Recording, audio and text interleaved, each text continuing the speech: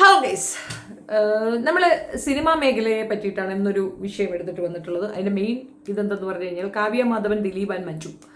ഇതൊരു ത്രികോണമുള്ളൊരു അലസണ്ടയും വഴക്കുമാണ്.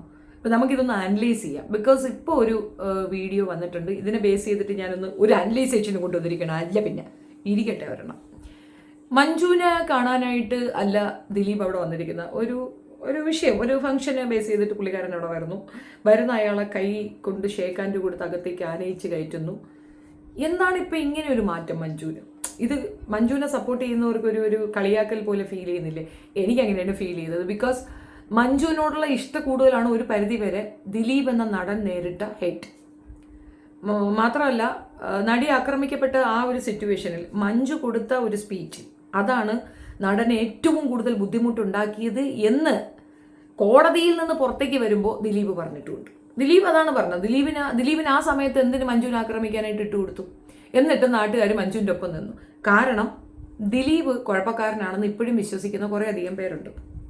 ഇപ്പം ഞാനിപ്പോൾ വന്നത് മഞ്ജുവിനെയോ ദിലീപിനെയോ സുഖിപ്പിക്കാനോ വെളുപ്പിക്കാനോ അല്ല, ബോത്ത് സൈഡിലുള്ള കാര്യങ്ങൾ പറയാനാണ്. ഈ ഒരു വീഡിയോ കണ്ടപ്പോൾ ഞാൻ കരുതിയത് ഇത് ചുമ്മാതെ ആയിരിക്കും, അല്ലെങ്കിൽ AI ആയിരിക്കും. ഒരിക്കലും ഇങ്ങനെ ഒരു സിറ്റുവേഷൻ നടക്കത്തില്ല. കാരണം ഇവർ പരസ്പരം പറഞ്ഞിരുന്ന കാര്യങ്ങളൊക്കെ വെച്ച് നോക്കുമ്പോഴത്തേക്ക് ഇവർ തമ്മിൽ ഒരു കാരണവശാൽ ഇങ്ങനെ ഒരു റീയൂണിയൻ ഉണ്ടാകാൻ ചാൻസ് ഇല്ല. മീൻസ് രണ്ടുപേരും ഒരേ വേദി പങ്കെടുത്തില്ല.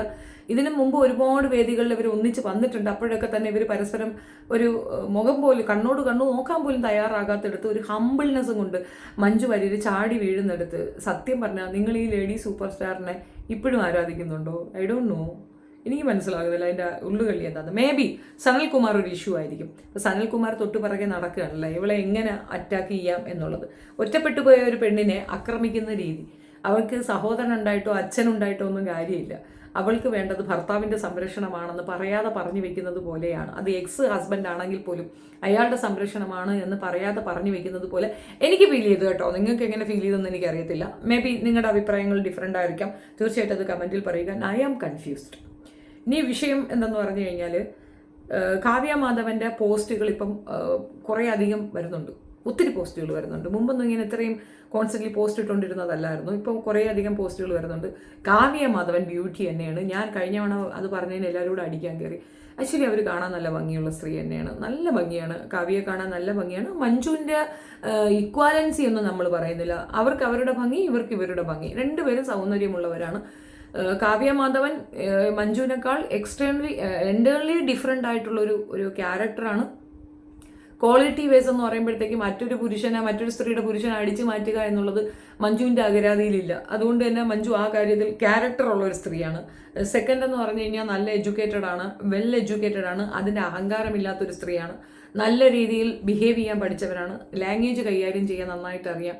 ഹംബിൾനെസ് ആണ്. അതിനി ആക്ടിങ് ആണോ എന്ന് എനിക്കറിയത്തില്ല. But she is very genuine ആയിട്ടാണ് പലയിടങ്ങളിലും നമുക്ക് ഫീൽ ചെയ്തത്. And A super actress. നല്ല പോലെ അഭിനയിക്കാൻ അറിയുന്നത്. ജീവിതത്തിലാണെന്ന് വെച്ചാൽ അവിടെ പാളിപ്പോയെന്നാണ് എനിക്ക് മനസ്സിലായത്. ആൻഡ് ഇതേപോലെ നമ്മൾ കാവ്യ എടുത്തു നോക്കുമ്പം കാവ്യ അങ്ങനെ തന്നെ നല്ല അഭിനയശേഷിയുള്ള ഒരു നല്ല കലാകാരിയാണ്. ബോഡി സ്ട്രക്ചർ മെയിൻറ്റെയിൻ ചെയ്യാൻ അവർക്ക് പറ്റിയിട്ടില്ല. അത് ഒഴിവാക്കിയാൽ അവർ കണ്ണുകൾ കൊണ്ട് കഥ പറയുന്ന സ്ത്രീയാണെന്ന് ഞാൻ കേട്ടിട്ടുണ്ട്. ആൻഡ് സെക്കൻഡ് തിങ് എന്താന്ന് പറഞ്ഞു കഴിഞ്ഞാൽ, ഒരു ഇഷ്ടം അവർക്ക് തോന്നിയപ്പോൾ അതിൽ ഒരു പെൺകുട്ടിയുടെ ജീവിതം നഷ്ടപ്പെടും എന്നുള്ളത് മറച്ചു വെച്ച് അല്ലെങ്കിൽ മറന്നുകൊണ്ട് അവർ പ്രവർത്തിച്ചതിൻ്റെ ഒരു പരിണിത ഫലമാണ് അവരിന്ന് അനുഭവിക്കുന്ന ഈ ഹേറ്റ്. ഞാൻ പലപ്പോഴും എനിക്ക് തോന്നിയിട്ടുണ്ട്, കാവ്യ ഒരു പോസ്റ്റ് ഇട്ട് കഴിഞ്ഞാൽ എൻ്റെ താഴെ വരുന്ന കമൻറ്റ് കണ്ടാൽ സത്യസങ്കടം തോന്നും ചിലപ്പോഴൊക്കെ. അവനവൻ ചെയ്യുന്നതിൻ്റെ മറ്റൊരു വശമാണ്. ഇതിപ്പം ഇവർ തമ്മിൽ ഈ വിവാഹത്തിന് മുമ്പ് തന്നെ പ്രണയം ഉണ്ടായിരുന്നു എന്നുള്ള ഒരു റൂമർ, അത് ഏറ്റവും കൂടുതൽ എക്സാഗ്രേറ്റ് ചെയ്ത് പറഞ്ഞത് ആക്രമിക്കപ്പെട്ട നടിയാണ്. അതിന് കൂട്ടുന്നത് സംയുക്ത വർമ്മ ടീമാണ്. അവർക്ക് ആർക്കും അത് ടോളറേറ്റ് ചെയ്യാൻ പറ്റത്തില്ല. കാരണം ഭർത്താവിനെ പങ്കുവയ്ക്കാൻ ലോകത്ത് ഒരു പെണ്ണും തയ്യാറാവത്തില്ല. അങ്ങനെ പങ്കുവയ്ക്കപ്പെടുന്ന ഒരു പെണ്ണിൻ്റെ ഒപ്പം നിൽക്കാനാണ് എല്ലാവരും നിൽക്കുക. അപ്പം മഞ്ജു വാര്യർക്കൊപ്പം പെണ്ണുങ്ങളൊക്കെ നിന്നതിൽ ഒരു തർക്കമൊന്നുമില്ല. അത് നല്ലൊരു ടൈം തന്നെയാണ്. പക്ഷേ ഇതിൽ കാവ്യയുടെ ഭാഗത്ത് മാത്രം തെറ്റ് പറയുന്നവരടുത്ത് എൻ്റെ ഒരു ചോദ്യം, കോവാലനല്ലേ കുഴപ്പം? കോവാലനിക്കല്ലേ ഈ കോഴിത്തരം ഉണ്ടായിരുന്നത്? അപ്പോൾ അവരല്ലേ പറയേണ്ടത്? ഇനി പെണ്ണുങ്ങളെ മാത്രം കുറ്റപ്പെടുത്തുന്നത് എന്തടിസ്ഥാനത്തിൽ മനസ്സിലാകുന്നില്ല. പൊതുവിൽ അങ്ങനെയാണ്, പെണ്ണുങ്ങളെയാണല്ലോ ചവിട്ടി കയറായാലും. അപ്പോൾ അതുകൊണ്ട് പറയുന്നതായിരിക്കാം. ഇപ്പോൾ കാവ്യ കൂടുതൽ പോസ്റ്റ് ഇട്ട് കൂടുതൽ സൗന്ദര്യവതിയാകാൻ ശ്രമിക്കുന്നിടത്ത് എവിടെയോ എന്തോ ഒരു വശപ്പെശക് ഗൈസ്. ഇത് തന്നെയല്ലേ ആദ്യമേ ദിലീപ് പറഞ്ഞത്, എനിക്ക് രണ്ടുപേരും വേണം, എനിക്ക് രണ്ടുപേരും, കൃഷ്ണൻ്റെ ഇതാണ്, എനിക്ക് കൃഷ്ണൻ മൂന്ന് ഭാര്യരുണ്ട്, രുക്മിണി, സത്യഭാമ, മറ്റേ ആളുടെ പേരെനിക്കറിയത്തില്ല, അതിൻ്റെ ഇടയ്ക്ക് ഒരു പ്രണയിനി ഉണ്ടായിരുന്നു. അപ്പോൾ കൃഷ്ണൻ്റെ ഒരു മറ്റൊരു ലെവലായിട്ട് ആണ് പുള്ളിക്കാരൻ താല്പര്യപ്പെട്ടതെന്നാണ് മനസ്സിലാകുന്നത് കേട്ടോ, നമുക്കറിയത്തില്ല.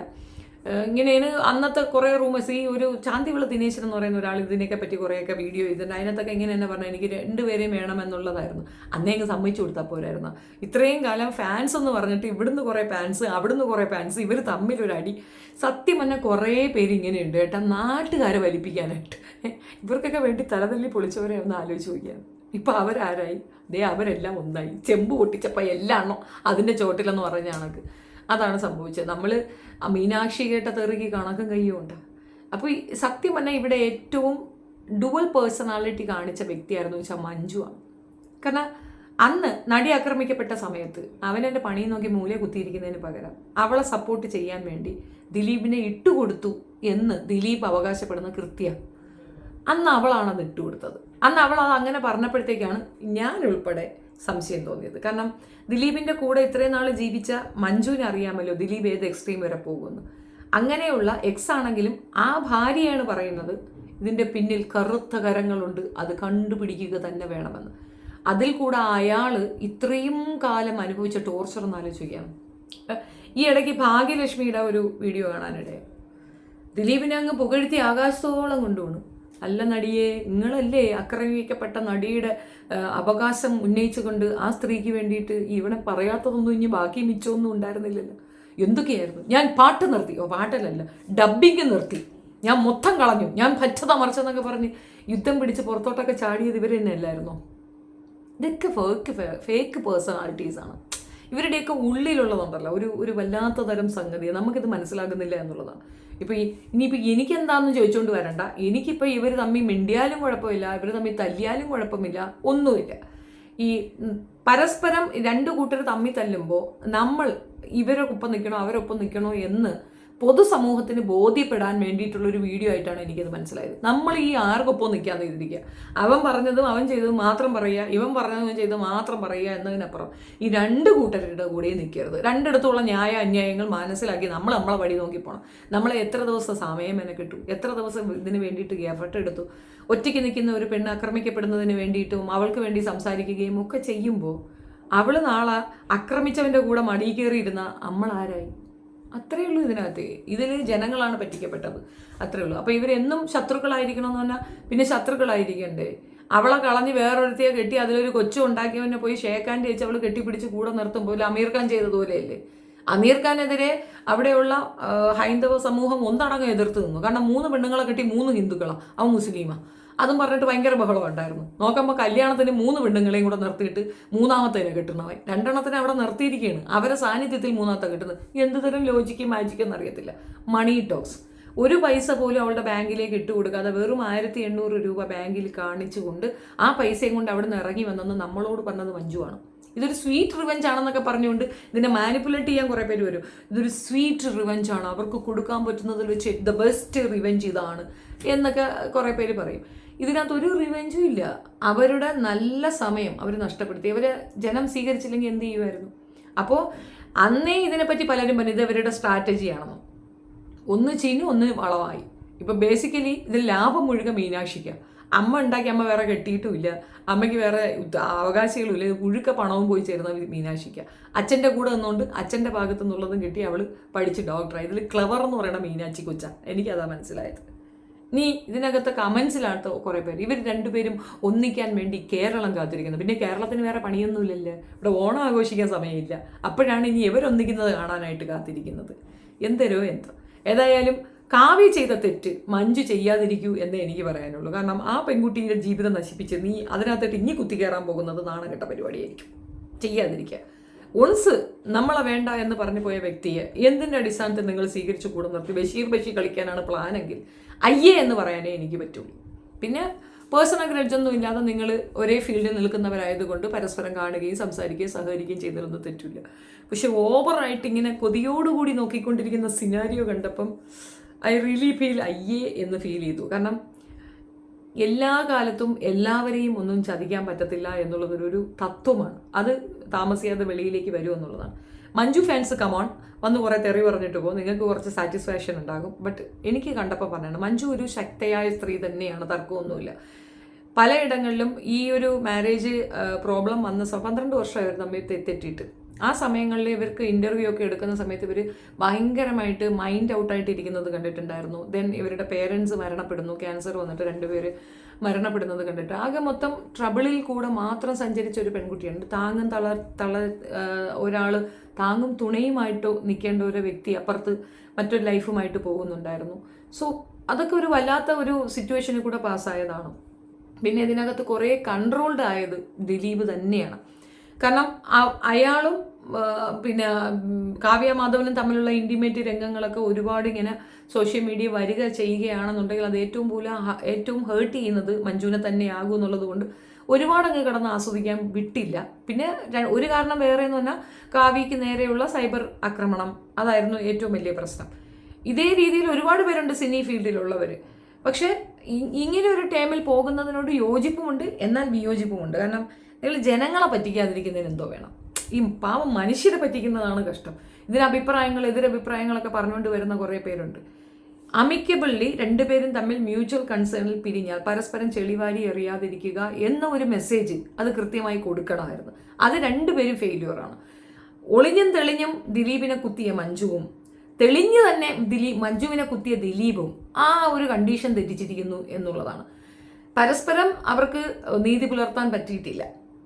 ഏറ്റവും അതായത് ഒരു ജീവിതത്തിൽ ഒരു വ്യക്തി അനുഭവിക്കാൻ പറ്റുന്നതിൻ്റെ മാക്സിമം മെൻ്റൽ ഡ്രോമ ആണ് ദിലീപിന് മഞ്ജു കൊടുത്തത്. കാരണം അപ്പുറത്ത് സപ്പോർട്ട് പിന്നെ പോയി നിന്ന് കളഞ്ഞു. മഞ്ജു കൂടെ നിൽക്കണം, ഇരയ്ക്കൊപ്പം എന്ന രീതി നിൽക്കണ്ട എന്നല്ല ഞാൻ പറഞ്ഞത്. അങ്ങനെ നിന്ന് മഞ്ജു കാര്യം നേടി എന്നാണ് എനിക്ക് മനസ്സിലായത്. പിന്നെ ഇതിന് നിങ്ങൾക്കൊക്കെ ഓരോരുത്തർക്കും ഓരോ അഭിപ്രായങ്ങളുണ്ടാകും. എൻ്റെ അഭിപ്രായമാണ് പറഞ്ഞത്. എനിക്കിങ്ങനെ ഇപ്പം പൊലിപ്പിച്ച് സന്തോഷിപ്പിച്ച് പറയാൻ അറിയത്തില്ല. ഇത് കണ്ടപ്പോൾ ഇങ്ങനെ ഒരു വശം ഇതിനുണ്ടെന്നാണ് എനിക്ക് മനസ്സിലായത്. മൊത്തത്തിൽ എന്തോ ഒരെണ്ണം പൊളിയാനുണ്ട് മഞ്ജുവിൻ്റെ ഭാഗത്തുനിന്ന്, അത് ഉറപ്പിച്ച കാര്യമാണ്. മഞ്ജു എന്തോ നമ്മളുടെ അടുത്തൊക്കെ കാണിച്ചതുപോലെ അല്ല റിയാലിറ്റി എന്ന് എനിക്ക് ഫീൽ ചെയ്യുന്നു. അത് അവരൊന്നിക്കുമെന്നോ അല്ലെങ്കിൽ അവർ തമ്മിൽ യുണൈറ്റഡ് ആയ അതുകൊണ്ടൊന്നുമല്ല. എന്തിന്, വൈ? നിങ്ങൾക്ക് ഇത്രത്തോളം അയാളോട് റെസ്പെക്റ്റ് ഉണ്ട്, സ്നേഹമുണ്ടെങ്കിൽ ഒളിഞ്ഞും തെളിഞ്ഞും അയാളെ എന്തിനിട്ട് കൊടുത്തു എന്നാണ് എൻ്റെ ചോദ്യം.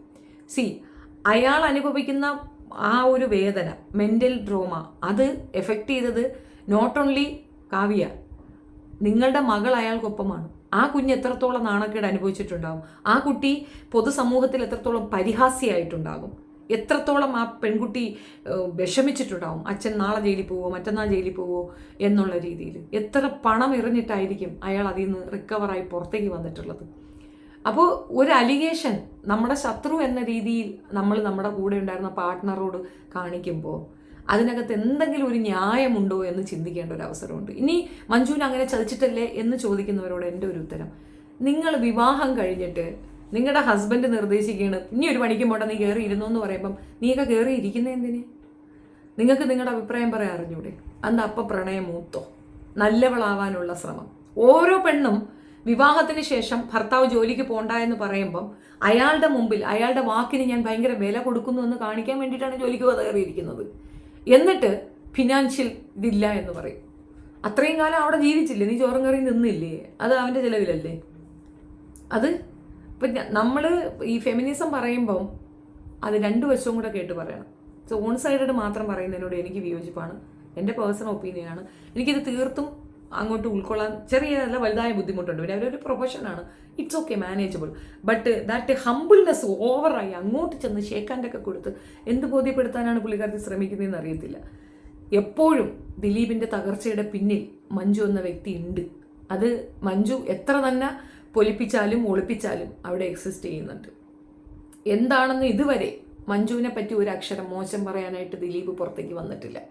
ദിലീപ് ഒരൊറ്റ പ്രാവശ്യമേ വായി വിട്ടൊരു കാര്യം പറഞ്ഞുള്ളൂ, എന്നെ ഇതിനകത്ത് പെടുത്താൻ ഇനിഷ്യേറ്റീവ് എടുത്തത് മഞ്ജു വാര്യരാണെന്ന് കോടതിയിൽ നിന്ന് പുറത്തേക്ക് വരുമ്പം മനസ്സിൽ കൊള്ളാതെ പൊട്ടിത്തെറിച്ച് പറഞ്ഞതാണ്. ഇപ്പോൾ അയാൾ മൗനമായിരിക്കുന്നെങ്കിൽ അതിൽ ദിലീപിനൊരു ക്വാളിറ്റി ഉണ്ടെന്നാണ് ഞാൻ മനസ്സിലാക്കുന്നത്. ഇത് പറയാതെ പോയാൽ അത് ശരിയാവില്ല എന്ന് തോന്നിയത് കൊണ്ട് ഒരു എക്സ്പ്ലനേഷൻ. ദിലീപിൻ്റെ സപ്പോർട്ടറല്ല, ഞാൻ പേട്ടനെന്ന് അയാളെ വിളിച്ചിട്ടുള്ളൂ, ഞാൻ ഇൻസൾട്ടേ ചെയ്തിട്ടുള്ളൂ. കാരണം അയാളാണ് ഇതിന് പിന്നിൽ എന്നുള്ള ഒരു ധാരണ എനിക്ക് ഇപ്പോഴും ഉണ്ട്. അതുകൊണ്ടാണ്. അയാളല്ല എന്നാണെങ്കിൽ എനിക്ക് എന്നോട് പോലും ക്ഷമിക്കാനാവത്തില്ല, അത്രയ്ക്ക് ഞാൻ അയാളെ തെറ്റിദ്ധരിച്ചിട്ടുണ്ട്.